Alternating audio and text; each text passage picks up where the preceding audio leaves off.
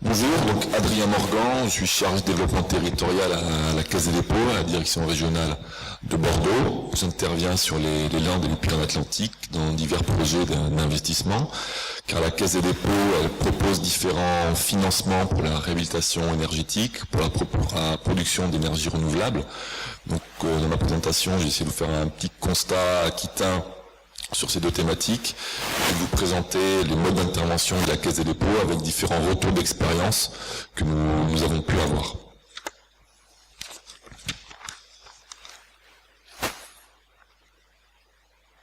Donc si on s'intéresse à la réhabilitation énergétique, le parc immobilier aquitain est un parc ancien énergivore qui nécessitera de lourds investissements pour le réhabiliter.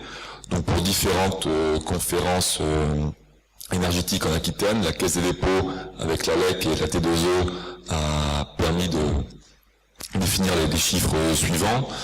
Donc 1,3 million de logements à rénover en Aquitaine. Si on se met une échéance à 2050, ça fait environ 37 000 logements par an à rénover, sachant que le coût de la réhabilitation est estimé entre 20 et 30 000 euros par logement. Ça ferait un investissement annuel de l'ordre de 900 millions à 1 milliard d'euros annuels pour la rénovation des logements. Si à cela on rajoute les 38 millions de mètres carrés tertiaires à rénover, la facture s'alourdit de 380 millions supplémentaires par an pendant 35 ans. On est toujours sur une échéance à 2050.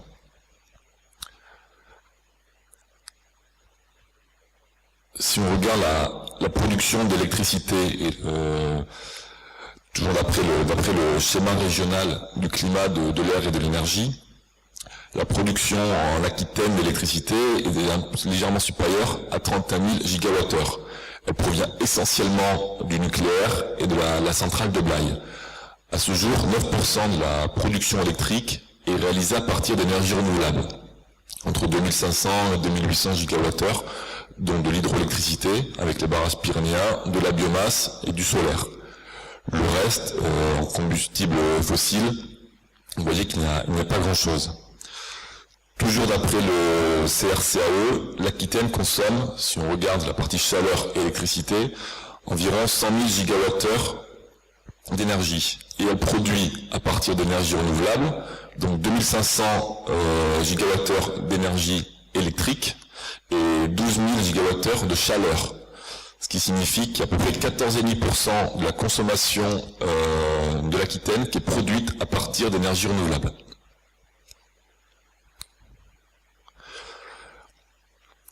L'objectif affiché, c'est 20% de production d'électricité d'origine renouvelable d'ici 2020. Donc l'Aquitaine produit à ce jour 31 000 gigawattheures. Pour atteindre cet objectif, il faudrait que 6 250 gigawattheures soient produits à base d'énergie renouvelable, soit un gap supplémentaire de 3 500 gigawattheures. Aujourd'hui, on est à peu près entre 2500 et 2008, comme on vient de le voir, donc il faudra arriver à faire 3500 gigawattheures supplémentaires, ce qui équivaut à un investissement estimé entre 2,5 milliards et 3 milliards. Donc la différentes filières exploitables pour y arriver, le solaire, l'éolien, la biomasse, la biogaz. Donc sur l'Aquitaine, le constat qui est fait, pour faire un petit focus, c'est à peu près 1,3 milliard par an pendant 35 ans pour la réhabilitation énergétique. Il y a un investissement de 2,5 à 3 milliards d'euros pour atteindre les 20% de production d'électricité d'origine renouvelable. Maintenant, on va essayer de voir qu'est-ce que la Caisse des dépôts, comment elle intervient, et ce qu'elle peut proposer comme financement pour ce type de projet. La Caisse des dépôts, elle intervient en appui des politiques publiques pour financer des projets d'intérêt général, dont la réhabilitation énergétique et la production d'énergie renouvelable, qui sont des points forts de ces axes stratégiques d'intervention. Elle accompagne les territoires dans le défi énergétique et environnemental, en essayant notamment de décentraliser la production d'énergie et de créer de la richesse locale, notamment par la création d'emplois qui sera non délocalisable et par les taxes qui se reviennent aux collectivités. Donc la Caisse des dépôts, pour ça, a mis en place trois modes de financement. On a des financements en prêt qui sont des prêts pour les collectivités. Avant, la Caisse des dépôts ne prêtait plus aux collectivités. Il y a eu quelques enveloppes exceptionnelles pendant les crises en 2008, 2011 et 2012. Et depuis 2013, il y a une enveloppe qui a été dédiée pour les collectivités de 20 milliards qui est ouverte de 2013 à 2017, sont des prêts longue durée de 20 à 40 ans à des taux bonifiés qui sont taux livret A plus 100 points de base.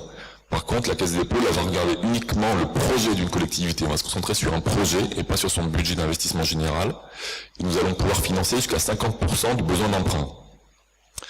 Depuis l'été 2014, pour répondre à une question qui a été posée tout à l'heure en préalable aux présentations, sur ces 20 milliards, 5 milliards ont été fléchés, ce qu'on appelle les pré-croissance vertes, ont été fléchés aux collectivités pour des projets qui sont dans un périmètre circonscrit aux thématiques relevant de la transition écologique, à savoir la réhabilitation ou la construction de bâtiments à énergie positive, le transport propre ou la production d'énergie renouvelable.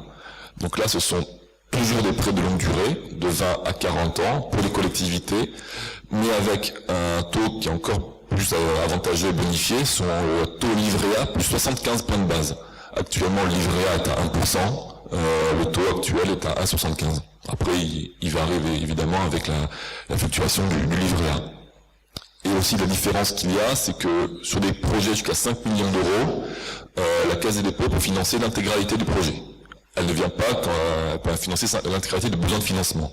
Elle ne vient pas uniquement financer 50% du besoin de financement, comme elle peut le faire sur l'enveloppe PESPEL dédiée au projet général des collectivités.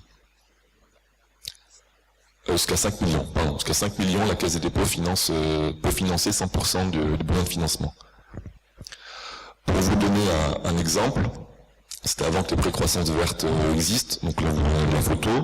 Le sitcom Côte-Sud-des-Landes, on va prendre un exemple local, pour la construction d'une unité de valorisation énergétique des traitements des déchets ménagers à Bénesse et Marennes, pour un investissement de 83 millions, la Caisse des dépôts a prêté 41 millions et demi.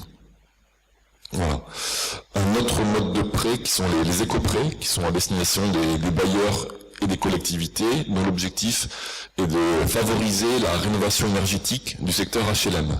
Donc, suite à un audit préalable, l'objectif va être de se concentrer sur les bâtiments qui sont classés en catégorie énergétique E, F et G, avec un objectif de les ramener vers des classes C. Donc là aussi, il y a des taux valorisés qui dépendent de l'audit, de la classification, des objectifs. Là, je vous inviterai, si vous êtes intéressé, à vous rapprocher de la direction régionale Aquitaine dont vous dépendez. Un deuxième mode de financement qui a été mis en place par la Caisse des dépôts, c'est une filiale Exterimo, qui a été créée, qui est une solution sur mesure et clé en main pour la gestion de la performance énergétique. Donc c'est une filiale dédiée à la modernisation des bâtiments tertiaires publics. Donc on répond à un appel d'offres d'une collectivité qui va donc externaliser son patrimoine. L'objectif est d'aider les territoires à relever le défi de la transition énergétique. Donc Exterimo sera l'unique co-contractant de la collectivité et va après s'occuper d'agréger l'ensemble des compétences nécessaires à la qualification et au montage du projet. Que ce soit des compétences techniques, des compétences juridiques, des compétences financières. Donc on apporte une solution clé en main pour la gestion de la performance énergétique. C'est-à-dire qu'on va financer la réhabilitation d'un bâtiment, un bâtiment qui appartient à la collectivité ou à l'État, parce que c'est un bâtiment public, et on va s'engager sur une économie d'énergie. Donc on garantit dans la durée un niveau maximum de consommation énergétique. En revanche, la collectivité, elle, nous versera un loyer via l'Exterimo. Les bâtiments administratifs sont dans la cible, ainsi que les bâtiments culturels, les bâtiments sportifs. À ce jour, j'ai pas d'exemple locaux, mais dans le 94, à Mondron-les-Roses, il y a un groupe scolaire de 12 classes avec restaurant et accueil périscolaire qui est en train d'être construit et qui devrait être mis en service à la rentrée 2015. Troisième mode d'intervention de la Caisse des dépôts, un investissement. Donc dans des montages, dans des sociétés de projet, ce qui a été un peu évoqué préalablement. Donc la Caisse des dépôts investit en tant qu'actionnaire dans les sociétés de projet aux côtés de partenaires privés et majoritaires. Donc on va souvent créer une SAS, une société d'action simplifiée, avec 25% de fonds propres, 20 à 25% de fonds propres, 75 à 80% de dettes. Donc là, on va vous présenter des exemples concrets par la suite. La Caisse des dépôts donc, est un actionnaire, elle étudie le projet dans son intégralité. Donc un peu comme un prêteur, on va le faire par la suite, on nous l'a expliqué Madame Delamarre, nous on n'est pas un actionnaire dormant, donc on va prendre le projet en amont, on va apporter un point de vue technique, on va pouvoir apporter un point de vue juridique, financier, on va découper, étudier le projet dans son intégralité, c'est quelque chose qui est assez long. On va même voir par la suite qu'on a des projets qui sont en phase de construction actuellement, qu'on étudie nous depuis 2010-2011. Car il y a un ensemble de contrats, un travail à faire. Il faut négocier les pactes et les statuts de la création de la SAS avec le partenaire. Il faut négocier par la suite les contrats d'approvisionnement, les contrats de vente de produits finis, les contrats d'exploitation, de maintenance, le contrat de dette. Tout ça prend énormément de temps et fait l'objet d'énormément d'aller-retour entre les actionnaires et les partenaires. Et après donc le contrat de dette à financer, à trouver, les banques sont indispensables pour ce type de projet, et la démarche n'est pas toujours aisée comme pour trouver un actionnaire. Donc on va essayer de vous présenter quelques exemples concrets. Donc j'ai mis une petite photo, un exemple local, c'est la centrale de méthanisation Métaland de Agetmo, qui est en phase de construction. Ça c'est une photo de la semaine dernière qui montre l'avancée du projet. Energia, qui est une filiale du groupe Monayer, est venue nous solliciter la Caisse des dépôts en 2011 pour un projet de la plus grande centrale de méthanisation de France. C'est une centrale qui fait 4,5 MW, donc à partir de 150 000 tonnes de matière organique, principalement du lisier, du fumier, du sang, des matières d'industrie agroalimentaire. On va pouvoir générer de l'électricité, 35 gigawattheures qui seront revendus sur le réseau électrique, de la chaleur qui sera autoconsommée sur place afin de sécher les digestats, donc la matière entrante, qui nous permettra de réaliser 12 000 tonnes de fertilisants organiques qui seront revendus par la suite. Donc création de 18 emplois directs et 75 emplois non délocalisables et 75 emplois pour la construction du chantier. Donc avec Energia, on a créé une société, une SAS, qui s'appelle Métaland, à 51% Energia, 49% Caisse des dépôts, car la Caisse des dépôts est toujours un partenaire minoritaire, on n'est jamais actionnaire majoritaire, pour un investissement de 25,6 millions. Les actionnaires ont apporté 5,7 millions, soit 22% du montage financier. On a eu des subventions, comme le précisé, c'est un montage pour la méthanisation, les subventions sont importantes. On a réussi à avoir non seulement 3 millions de subventions, ce qui est un beau montant, qui sont financés par le Conseil régional et le FEDER. Et on a levé une dette de 17 millions d'euros à peu près, soit 66% de l'investissement. Ça n'a pas été facile, car le financement des projets de méthanisation sont les plus complexes, comme Madame Delamarre a pu le dire. On a mis 1 an et demi pour lever la dette. Des banques se sont désistées, c'est un pool bancaire. On a réussi à lever 13,7 millions auprès de banques classiques. Il nous manquait 3 millions, à peu près 3 millions d'euros. Et pour ça, on a fait appel à une filiale du groupe Monayer, qui finance les projets de ces filiales, donc d'Energia, qui nous a pu nous apporter un peu plus de 3 millions, mais un taux supérieur. Sur l'investissement, donc sur les 25,6 millions d'investissement global, à peu près 23 millions sont liés à des coûts de construction. Et on a, comme l'expliquait Madame Delamarre, on a 2,4 millions de frais juridiques, frais techniques et DSRA. Le DSRA, comme ça vous a été expliqué, c'est un montant qu'on réserve au cas où il y a des problèmes et qu'on récupère par la suite. Mais donc ça fait, il y a 1,4 million de DSRA et 1 million de frais. Donc voilà ce qu'on peut dire sur ce projet.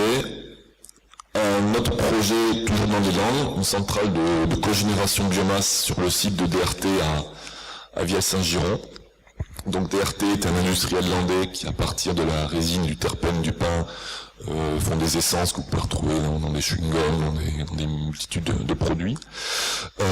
Ils utilisent de la chaleur pour leur process industriel, qui à ce jour est produite à partir de gaz ou de résidus de process.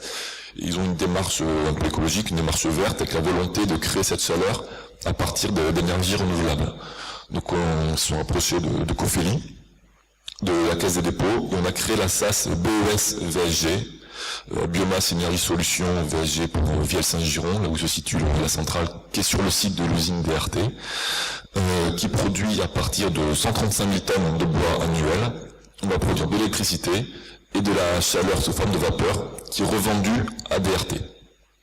Donc là, pour ce type de projet, la Caisse des dépôts a accompagné également Cofeli et DRT depuis plusieurs années, 3 ou 4 ans également, pour négociation de l'ensemble des contrats, sachant que pour ces contrats, comme pour le contrat de méthanisation, pour le projet comme pour le projet de méthanisation, ce qui est très important, c'est de sécuriser l'approvisionnement, être sûr de pouvoir contractualiser les 135 000 tonnes de bois comme les 152 000 tonnes de matière organique, et de sécuriser aussi la revente de chaleur, la revente d'eau digesta, car ça va être les deux composantes principales du projet. Si vous avez plus d'approvisionnement, si vous avez des ruptures, la centrale ne marche plus, il y a des pénalités, là tout de suite ça devient compliqué, donc c'est vraiment les deux points importants, sécuriser l'amont et l'aval du projet. C'est un investissement de 50 millions d'euros, porté à 22% par les actionnaire et 70% via une levée de dette auprès d'un pool bancaire. Et là encore, on a des frais de l'ordre d'1 million d'euros. Et un DSCRA de mémoire qui est de l'ordre de 2 millions d'euros. 50 emplois directs et indirects avec une mise en service début 2015. Et pour finir, un dernier exemple, toujours dans les Landes, une ferme photovoltaïque qui, elle, a été inaugurée en 2011 à Villeneuve-de-Marsan, la ferme Solande, où la caisse de 9 gigawattheures, où la Caisse des dépôts est associée avec un partenaire, donc là c'est aussi 51% partenaire qui est majoritaire et la Caisse des dépôts qui est minoritaire à 49%. Un projet à 28 millions d'euros, et financé à 6 millions d'euros par fonds propres et avec une levée d'aide de l'ordre de 22 millions d'euros. Donc voilà les modes d'intervention de Caisse des dépôts, du prêt pour les collectivités et les bailleurs, une filiale Exterimo pour les bâtiments publics qui permet d'externaliser le bâtiment et de gérer la performance énergétique, et des investissements dans des sociétés de projets, méthanisation, solaire, cogénération, et sur tous les types toutes les filières possibles. Donc on est un acteur assez présent sur le sujet.